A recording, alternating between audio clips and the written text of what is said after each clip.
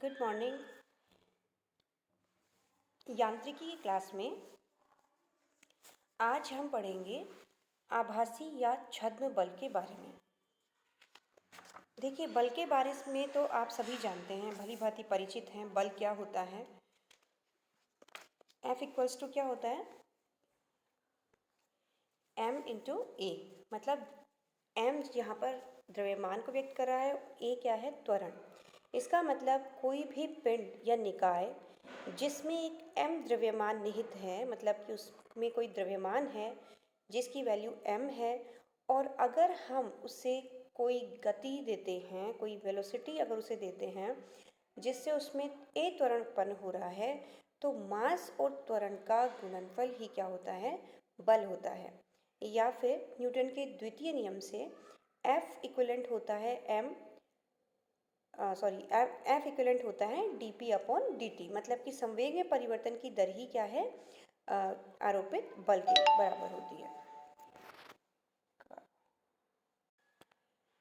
Okay, सो यहाँ पर हम एक आभासी जो शब्द है ये किसे रिप्रेजेंट कर रहा है कि ऐसा बल जो एक्सटर्नल एजेंसी या बाह्य निकाय के द्वारा नहीं लगाया गया है, बाह्य किसी एजेंसी के द्वारा नहीं आरोपित किया गया है, बल्कि जो निकाय है, जो सिस्टम है जिसके ऊपर बल की हम बात कर रहे हैं, वो उस बल को फील कर रहा है, महसूस कर रहा है। छद्म बल, छद्म जानते हैं आप, कि जो होता नहीं है बट जिसका आभास होता है होने का। तो ये एक ऐसा बल होता है जो किसी कण पर वास्तव में कार्य नहीं कर रहा है, बल्कि निर्देश तंत्र की त्वरित गति के कारण कण पर लगते हुए प्रतीत होते हैं। उन्हें आभासी या छद्म बल कहते हैं। तो इसका मतलब क्या हुआ कि एक कंडीशन इसके लिए ये हो गई कि निर्देश तंत्र की त्वरित गति अत्यावश्यक है। निर्देश तंत्र की त्वरण युक्त गति होनी चाहिए, मतलब कि जो निर्देश तंत्र गतिशील है, गतिशील होना चाहिए और उसमें त्वरण उत्पन्न होना चाहिए। और अगर उस निर्देश तंत्र में कोई कण है तो वो कण अपने ऊपर एक बल लगता हुआ फील करेगा, जिसे आभासी बल या छद्म बल कहेंगे। देखिए, यहाँ पर माना कि S एक स्थिर निर्देश तंत्र है जिसमें एक कण P स्थित है। S निर्देश तंत्र है जो कि स्थिर है, जो कि गतिशील नहीं है, और उसके अंदर एक कण है P जिस पर बल नहीं लग रहा है। कोई भी बाह्य बल, किसी भी प्रकार का बल कण पर नहीं लग रहा है। कण P का S निर्देश तंत्र में त्वरण क्या हो गया? जीरो हो गया, क्योंकि बल नहीं है। F इक्वल्स टू जीरो, तो A also equals to zero, क्योंकि कण का जो द्रव्यमान है वो जीरो नहीं हो सकता, तो त्वरण जीरो हो गया। अन्य निर्देश तंत्र S प्राइम हमने लिया है, फ्रेम S के सापेक्ष A नोट त्वरण से गति कर रहा है। अब एक दूसरा निर्देश तंत्र हमने माना है जिसका नाम हमने S प्राइम दिया है, जो कि S फ्रेम के रिस्पेक्टिवली A नोट त्वरण, ये जो A जीरो है हम इसे A नोट बोलते हैं, A नोट त्वरण से क्या कर रहा है? गति कर रहा है। तो फ्रेम S प्राइम की त्वरित गति के कारण कण P पर एक त्वरण, हम जानते हैं कि आइंस्टीन के अपेक्षिकता के सिद्धांत के अनुसार प्रकृति में या सिस्टम में हर एक जो भी गति होती है वो क्या होती है? रिस्पेक्टिव होती है। किसी भी व्यक्ति की गति हो, चाहे निकाय की गति हो, कण की गति हो, वो हमेशा किसी दूसरे निकाय सिस्टम के रिस्पेक्ट में मानी जाती है। तो अगर S प्राइम जो फ्रेम है वो गति कर रहा है, त्वरण युक्त गति कर रहा है, तो उसकी गति की वजह से वो किससे गति कर रहा है? A नोट त्वरण से। तो कण P पर कितना त्वरण होगा? Minus A note, opposite direction में माइनस A नोट लगता हुआ प्रतीत होगा। और बल कितना हो जाएगा? कण के मास से हम मल्टीप्लाई कर देंगे, तो माइनस M A नोट बल लगता हुआ प्रतीत होगा, जिसे छद्म बल या आभासी बल कहते हैं। माना कि कण पर जड़त्वीय निर्देश तंत्र में वास्तविक बल कितना लग रहा है। अब मान लिया हमने कि पहले जो कण स्थिर था, अब उस पर एक बल हम लगा देते हैं। कण तो स्थिर है लेकिन एक बल है Fr is the real force, हम उस पर अप्लाई कर रहे हैं, और उसकी वजह से, फोर्स की वजह से उसमें एक त्वरण Ar उत्पन्न होता है। तो त्वरित निर्देश तंत्र S प्राइम में कण पर लगा परिणामी बल। तो देखिए, दो निर्देश तंत्र हो गए, एक तो S और एक S प्राइम। एस फ्रेम में केवल एक ही बल लग रहा है जो कि वास्तविक है, जो कि हमने आरोपित किया है कण पर, and that is M A R, कण का मास गुणा त्वरण, F R equals to M A are.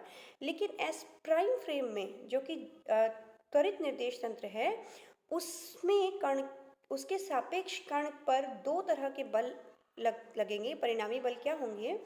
तो टोटल जो फोर्स होगा F, that is equivalent to F R plus F A, where F R is the real force और F A जो है वो आभासी या सूडो फोर्स या छद्म बल है। सो एफ जो टोटल त्वरण हमने मान लिया ए, तो एम ए इक्वल्स टू हो गया एम ए आर, और एफ ए की वैल्यू क्या थी? माइनस एम ए नोट थी। सो ए इक्वल्स टू हो गया A R minus A note. तो ये जो है कण पर टोटल रिजल्टेंट परिणामी त्वरण हमारे पास आ गया। ठीक है, अब देखिए इसे हम बहुत एक इजी एग्जांपल से समझ सकते हैं। ये है लिफ्ट का एग्जांपल। देखिए फर्स्ट जो फिगर है यहाँ पर, ये जो फर्स्ट फिगर है इसमें देखिए लिफ्ट है जो कि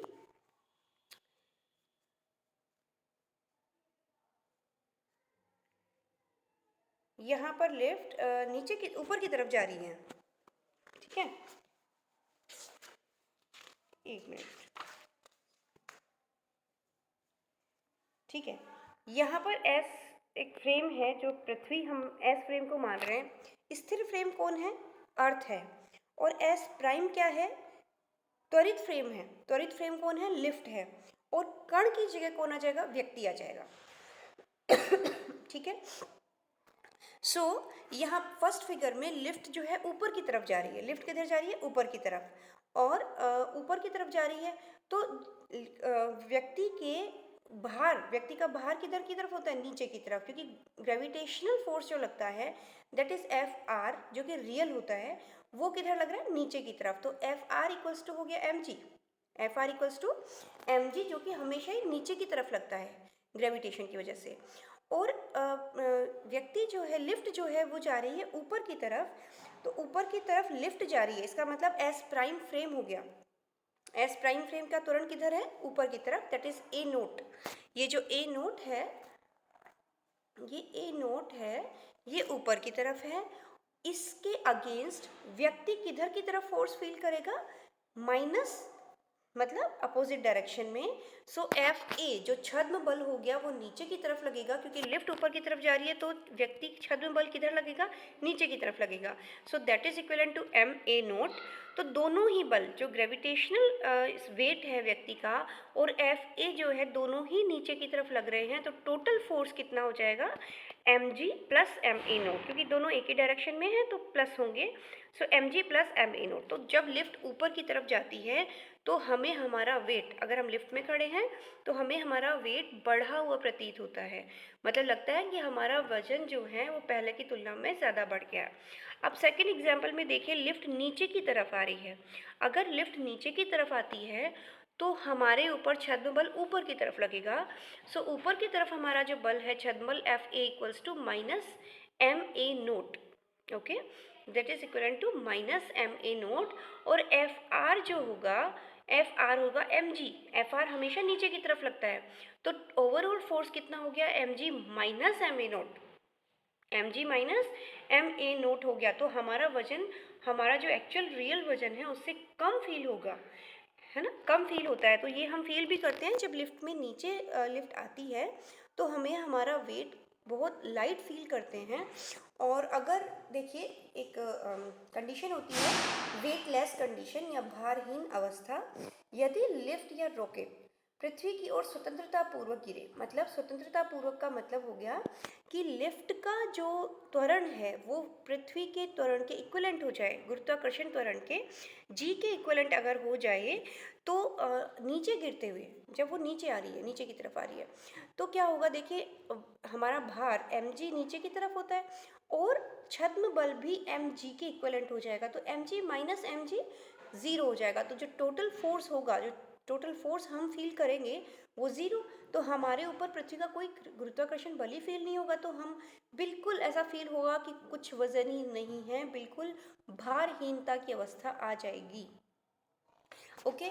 अब देखिए आभासी बलों का एग्जाम्पल, सबसे बेस्ट एग्जाम्पल होता है कोरियोलिस फोर्स, जो कि ध्यान रखिएगा कोरियोलिस फोर्स कब लगता है, घूर्णी निर्देश तंत्र में जब कण की गति होती है। तो यहाँ पर निर्देश तंत्र भी घूर्णन गति कर रहा है, प्लस कण भी गति करता है घूर्णी निर्देश तंत्र में। सेकंड है सेंट्रीफ्यूगल, मतलब कि सेंट्रीफ्यूगल फोर्स क्या होते हैं, बाहर की तरफ लगते हैं, सेंटर से बाहर की तरफ। ओके। सेंट्रीफ्यूगल फोर्स निर्देश तंत्र के घूर्णन के कारण कण पर लगने वाला बल होता है। ये कब लगते हैं, जब निर्देश तंत्र घूर्णन करता है और कण स्थिर अवस्था में होता है, तब कण बाहर की तरफ एक फोर्स फील करता है। इसे हम क्या कहते हैं, सेंट्रीफ्यूगल फोर्स कहते हैं। सेंट्रीपेटल होता है अंदर की तरफ, केंद्र की तरफ जब कोई कण फोर्स फील करता है, दैट इज सेंट्रीपेटल। एंड बाहर की तरफ जो फोर्स फील होता है दैट इज सेंट्रीफ्यूगल। नेक्स्ट, पृथ्वी की सापेक्ष गति।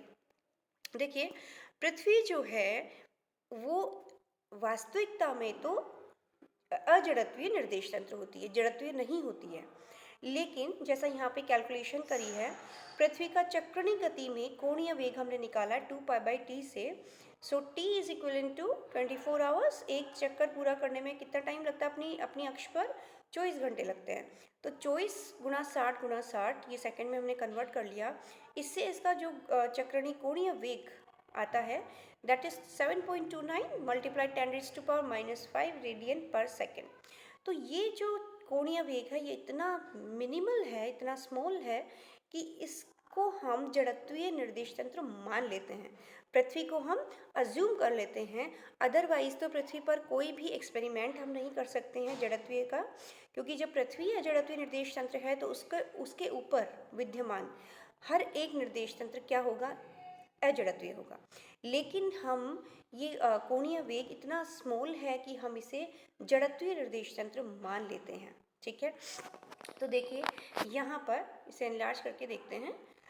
ये ओमेगा जो है, ओमेगा हमने पृथ्वी का कोणीय वेग माना है जो कि YZ प्लेन में है, YZ समतल में।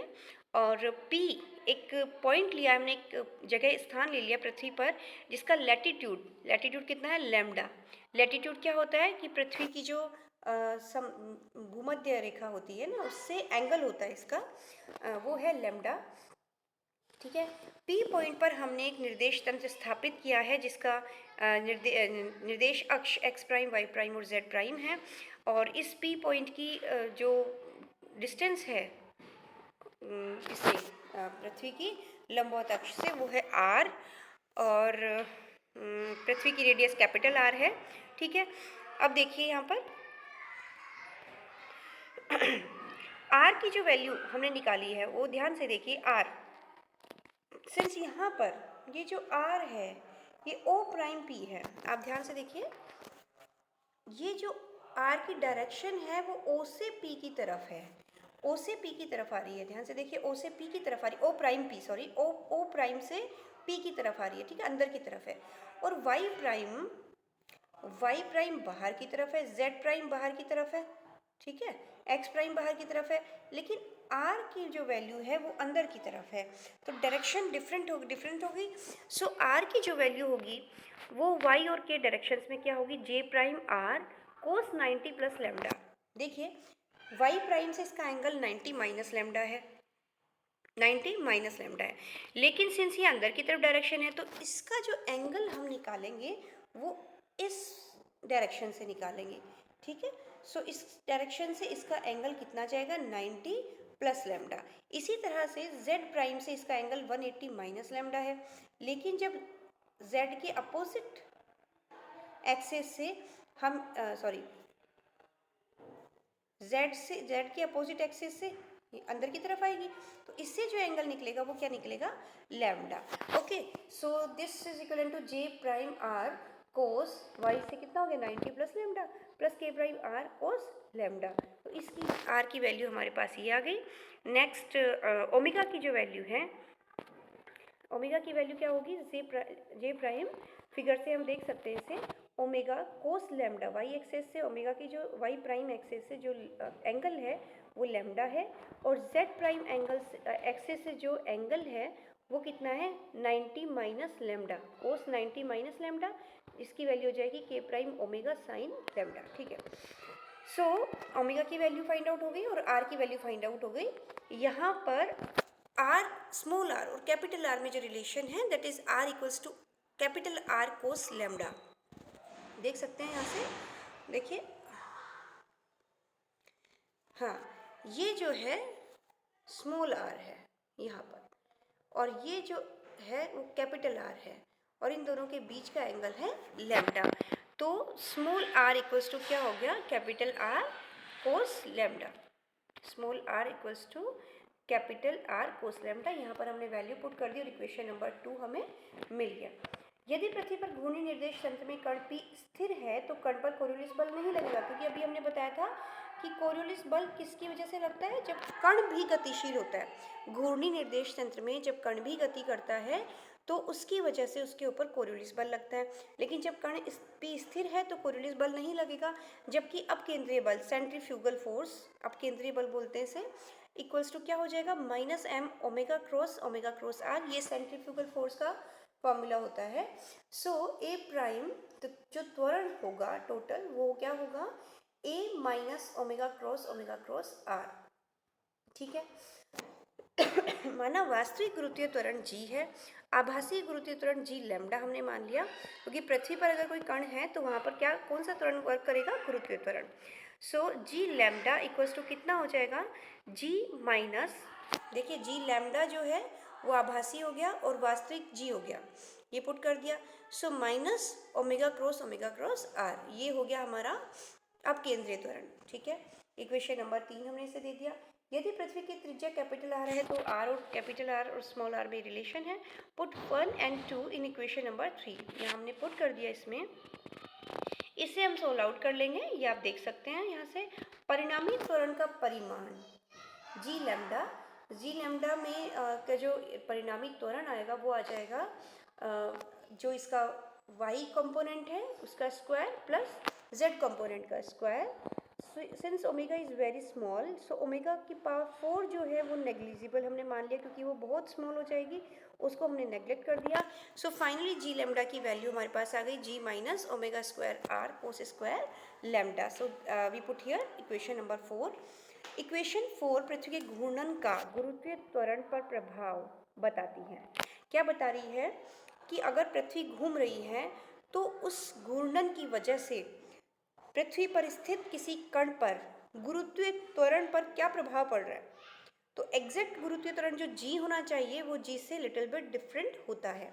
यदि प्रेक्षित गुरुत्वीय त्वरण जी लैम्डा की दिशा वास्तविक गुरुत्वीय त्वरण की दिशा से थीटा कोण बनाती है, हमने मान लिया कि ये जो जी लैम्डा है वो वास्तविक गुरुत्वीय त्वरण जी से कितना कोण बना रहा है, थीटा बना रहा है। तो टेन थीटा क्या हो जाएगा, omega square R cos lambda sin lambda upon G minus omega square R cos square lambda. ये हो गया हमारा, देखिए इस इक्वेशन से, यहाँ पर इस इक्वेशन से देखिए ये हो गया tan theta equals to omega square R, ये जो जे कंपोनेंट है इसका, वाई कंपोनेंट है, omega square R cos lambda sin lambda upon इसका जेड कंपोनेंट। तो ये हम यहाँ से हम देख सकते हैं कि since tan theta equals to क्या है, ए वाई अपॉन ए के, मतलब कि वाई डायरेक्शन में अगर देखिए जेड डायरेक्शन में हमने इसका वास्तविक त्वरण माना है जेड डायरेक्शन में, और जी लैम्डा जो है वो थीटा एंगल बना रहा है। ये हम इस फिगर से देख सकते हैं, यहाँ पर, यहाँ देखिए कॉर्नर में, इस फिगर से समझ सकते हैं। तो जी लैम्डा जो होगा, जो एंगल होगा टेन थीटा जो होगा, इसका टेंजेंट होगा, वो क्या हो जाएगा, Y component upon Z component, ठीक है। यहाँ से ये वैल्यू आ गई। सिंस यहाँ पर जी के सापेक्ष omega square R cos square lambda, ये जो डिनोमिनेटर वाला पार्ट है इसमें जी के रिस्पेक्टिव ये जो वैल्यू है omega square R cos square lambda, ये नेग्लिजिबल है, सो इसको नेग्लेक्ट कर देंगे हम। तो हमारे पास टेन थीटा का फाइनल वैल्यू आ जाएगा omega square R upon 2g, 2 से ऊपर नीचे मल्टीप्लाई कर दिया और इसे साइन 2 लैम्डा हमने लिख दिया। सो this is ten theta's value. So here ध्रुवों पर, अब देखिए सिर्फ दो केस हम लेते हैं, 2-3 ध्रुवों पर देखते हैं, पोल्स पर क्या होता है। सिंस पोल्स पर लैम्डा जो लैटिट्यूड होता है वो 90 डिग्री होता है, भूमध्य रेखा और पोल्स, बिल्कुल भूमध्य रेखा हॉरिजॉन्टल सरफेस में है और poles at the on the 90 degree angle. So cos lambda equals to हो गया 0, so G P equals to G, ये जो आभासी त्वरण है पोल्स पर, पोल्स के लिए हमने आप पी लिख दिया है। So G P equals to हमारा हो गया वास्तविक त्वरण के बराबर। तो यहाँ पर कोई इफेक्ट नहीं पड़ रहा है पृथ्वी के घूर्णन का, कहाँ पर, ध्रुवों पर। एंड थीटा पी जो थीटा पी आया आभासी त्वरण का एंगल आया वास्तविक त्वरण से, वो जीरो आया, मतलब कि दोनों सेम हो गए। ध्रुवों पर प्रेक्षित गुरुत्वीय त्वरण वास्तविक त्वरण जी के बराबर होता है और इसकी दिशा पृथ्वी के केंद्र की ओर होती है। ठीक है। एट भूमध्य रेखा पर, okay, lambda equals to zero, भूमध्य रेखा पर खुद का ही खुद से एंगल जीरो बनेगा। सो कोस लैम्डा इक्वल्स टू 1 हो गया, साइन लैम्डा जीरो हो गया, पुट कर देंगे tan theta. So theta E हो गया हमारा zero, E is denotes here equatorial भूमध्य रेखा के लिए। और जी ई जो हो गया वो हो गया जी माइनस ओमेगा स्क्वायर आर। इसका मतलब भूमध्य रेखा पर गुरुत्वीय त्वरण पर पृथ्वी के घूर्णन का सबसे ज़्यादा प्रभाव होता है, बट इस स्थिति में भी प्रेक्षित त्वरण की दिशा पृथ्वी के केंद्र की ओर ही होती है। Theta E equals to zero आ रहा है।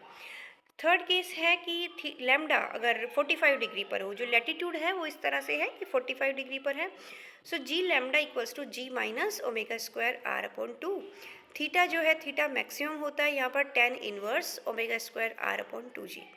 तो लैम्डा 45 डिग्री अक्षांश वाले स्थान पर प्रेक्षित गुरुत्वीय त्वरण की दिशा वास्तविक त्वरण की दिशा से अधिकतम झुकी हुई होती है, क्योंकि बाकी दोनों केसेस में पृथ्वी के केंद्र की ओर थी, लेकिन यहाँ पर कुछ एंगल वो बनाएगी। ओके, सो नेक्स्ट लेक्चर में हम आगे का पढ़ेंगे। कुछ कोरियोलिस जो फोर्स है उसका इफेक्ट हम कुछ डिफरेंट केसेस में लेंगे। Thank you.